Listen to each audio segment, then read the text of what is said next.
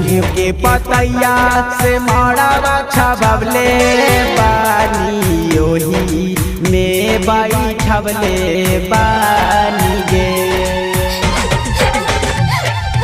गेहूं के पतैया से मड़वा छबले बानी ओही में बैठबले बानी गे। आगे काठा के करे जवा बेटी के बनवले बानी यही से भी सरवले बानी गे। आगे काठा के करे जवा बेटी के बनवले बानी यही से भी सरवले बानी गे।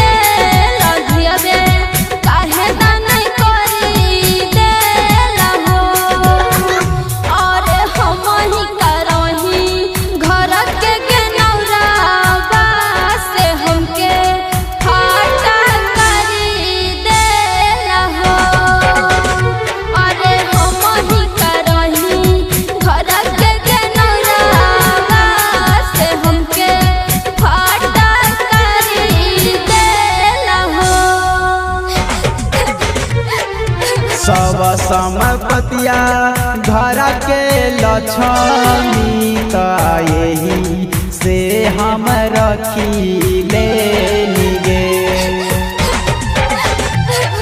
सब संपत्तिया घर के लक्ष्मी त यही से हम रखिले गे।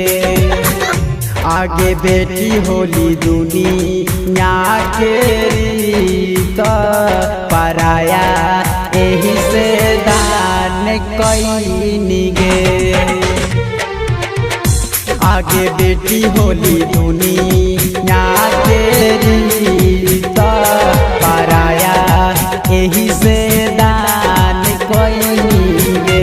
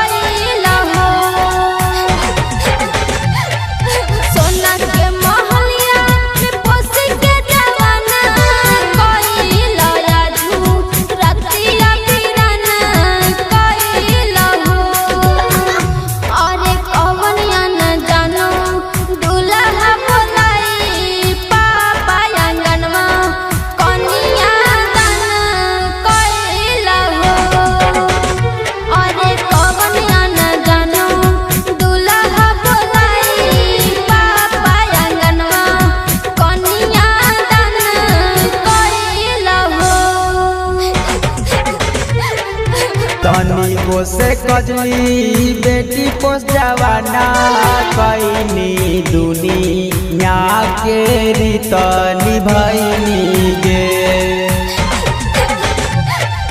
तनी से कजली बेटी पोस जवाना कईनी दुनिया के रीत निभैनी गे। आगे महला के राजा बिकी बरवा बोला के आजू कनिया दाना कईनी गे। आगे महला के राजा सीधा नाथ बरवा बोलाई आजू कनिया दाना कईनी गे। पापा हो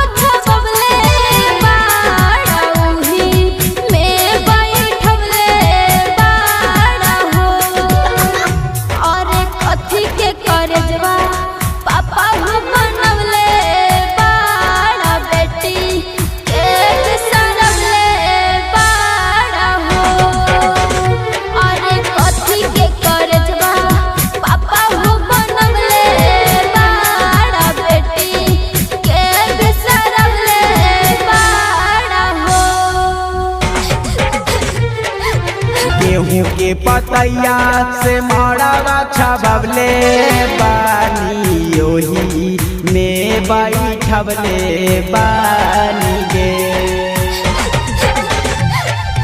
गेहूं के पतैया से मड़वा छबले बानी ओही में बैठबले बानी गे।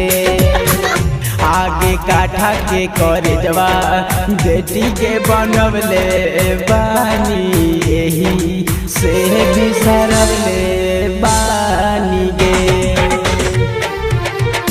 आगे काठा के करे जवा बेटी के बनवले